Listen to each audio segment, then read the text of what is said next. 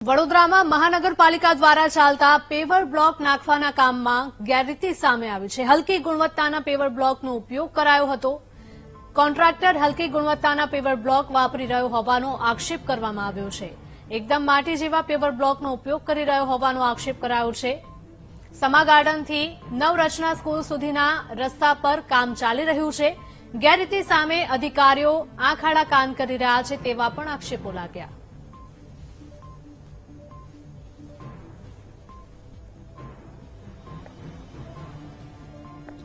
આજ મુદ્દે અમારા સંવાદદાતા માનુ લાઈવ જોડાઈ ગયા છે. માનુ, જણાવશો કે વડોદરામાં મહાનગરપાલિકા દ્વારા ચાલતા પેવર બ્લોક નાખવાના કામમાં ગેરરીતિ અને હલકી ગુણવત્તાનું મટીરીયલ વાપરવામાં આવતું હોય તેવું સામે આવી રહ્યું છે.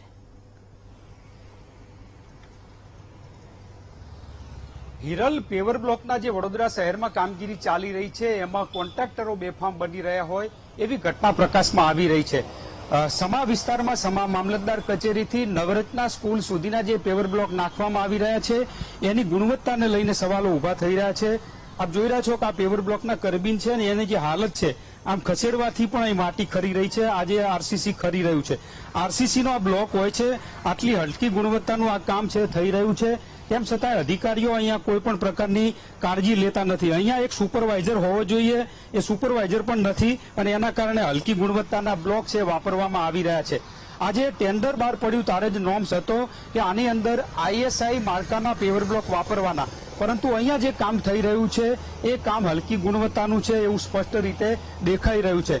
કોન્ટ્રાક્ટરનું આજે કામ ચાલી રહ્યું છે ત્યાં કોર્પોરેશનનો એક સુપરવાઇઝર હોવો જોઈએ, પરંતુ એ સુપરવાઇઝર પણ અહીંયા નથી દેખાતા અને જે કામ છે એ જે કરી રહ્યા છે અત્યારે કર્મચારીઓ, આ જે પેવર બ્લોક છે એ પેવર બ્લોક આઈએસઆઈ માર્કાના વાપરવાના હોય છે. આપ જોઈ રહ્યા છો કે અહીંયા ક્યાંય પણ આ પેવર બ્લોકને આઈએસઆઈ માર્કો નથી. એટલે આ રીતે આ કામ ચાલી રહ્યું છે. હલકી ગુણવત્તાના પેવર બ્લોક વાપરવામાં આવી રહ્યા છે. તેમ છતાં અધિકારી જે છે એ અજાણ છે.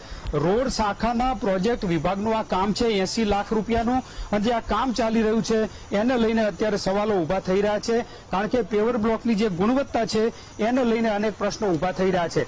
અધિકારીઓએ આનું મોનિટરિંગ કરવાનું હોય, પરંતુ અધિકારીઓએ મોનિટરિંગ નથી કર્યું અને એના કારણે હલકી ગુણવત્તાના પેવર બ્લોક છે વાપરવામાં આવી રહ્યા છે અને જે નિયમો છે એને નેવે મૂકી અને આ કામગીરી ચાલી રહી છે. અહીંયા જે કામગીરી કરી છે એમાં મોનિટરિંગ કરવું જોઈએ, કોર્પોરેશનના અધિકારીઓ નથી થઈ રહ્યું.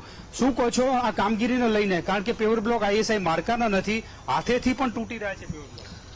હું એટલું જ કહેવા માંગુ છું, અહીંની ચૂંટાયેલી પાક છે 4 કોર્પોરેટર, સાંસદ પછી નવા સાંસદ છે, પછી ધારાસભ્ય બધા ઊંઘતા ઝડપાય છે. આ કોર્પોરેશનના અધિકારીઓ મોટા મોટા નેતાઓના આશીર્વાદથી આ કોન્ટ્રાક્ટરો ફાટી ગયા છે અને પૈસાનો વેડફાર કરે છે.